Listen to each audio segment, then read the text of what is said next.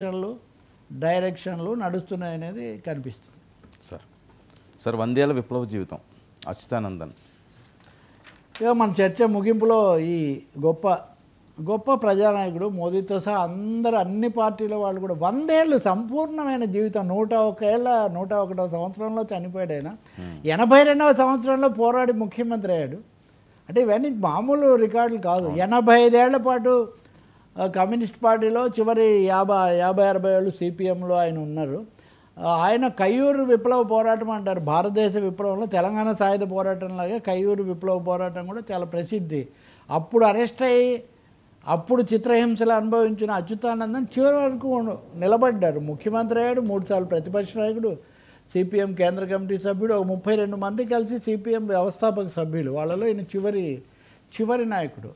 ఈయన్ను Kerala Castro అని సీతారాం యేచూరి ఒకసారి అభివర్ణించారు. ఇది 100వ జన్మదినం నాడు కేరళ క్యాస్ట్రో అయినా భారతదేశానికి కూడా క్యాస్ట్రో లాంటి వ్యక్తి మచ్చలేని మనిషి అని మనం అంటుంటాం కదా, అవినీతి మరక అంటని మనిషి అని. అటువంటి వాళ్ళల్లో అచ్యుతానందన్ అగ్రస్థానంలో ఉంటారు. కానీ చాలామంది మీరు ఈరోజు కనుక చూస్తే ఎంతసేపటికి అచ్యుతానందన్కు ఆ పార్టీ మీద ఏదో తిరుగుబాటు చేశాడు, చాలా భిన్న స్వరం దీన్ని చెప్తున్నారు. కానీ ఆయన 100 ఏళ్ళు ఆ పార్టీలోనే ఉన్నాడు అన్నటువంటి పరమ సత్యాన్ని మనం రెండు వైపులా చూడాలి కదా. ఆయన నిజంగా అంత గొప్ప వ్యక్తి అవన్నీ ఉన్న నాయకుడు, ఒక పెద్ద మహానాయకుడు. నిజంగా పార్టీనే ఆయన కుదరదు అనుకుంటే పార్టీని కాదని ఆయన వెళ్ళలేదు. 101 ఏట ఆయన పార్టీలోనే చనిపోయారు. జ్యోతిబాస్ అయినా అంతే చారిత్రక తప్పిదం అన్నారని ఎప్పుడు అవి చెప్తూ ఉంటారు. సమస్యలు ఏమొచ్చాయి వాటన్నిటిని తట్టుకొని తను నమ్మిన ఆశయంతో నమ్మిన జెండాగా ఆయన కట్టుబడ్డాడు.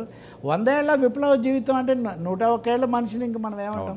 అసలు ఈ రోజుల్లో ఒక మనిషి ఓడిపోతే పొద్దున ఒక పార్టీ సాయంత్రం ఒక పార్టీ మార్చే పరిస్థితుల్లో 100 ఏళ్ల పాటు ఒడిదుడుకులన్నీ తట్టుకొని గట్టిగా నిలబడి, అందులో కేరళలో మీకు తెలుసు కదా, ఒకసారి వీళ్ళు గెలిస్తే ఒకసారి వాళ్ళు గెలుస్తారు, కేసులు రకరకాలు. కానీ అచ్యుతానందన్ ఇవేమీ అంటలేదు. గొప్ప ప్రజానాయకుడు, నిస్వార్థ సేవకుడు, తర్వాత నిర్మోహమాటంగా మాట్లాడే లక్షణం కూడా ఉన్నటువంటి వ్యక్తి. కాబట్టి అలాంటి నిస్వార్థమైన ప్రజానాయకుడికి మనం దేశం అంతా కూడా నివాళి అర్పిస్తుంది. మనం కూడా ఇప్పుడు ఆయనకు ఇది కూడా జరుగుతుంది, తుది వీడ్కోలు. బట్ క్రమశిక్షణగా ఎవరు ఒక నమ్మిన ఆశయానికి కట్టుబడిన ఆయన గొప్పతనాన్ని మటుకు తప్పకుండా మనం సంస్మరించుకోవాలి. థ్యాంక్ యూ సో మచ్ రావు గారు. ఇది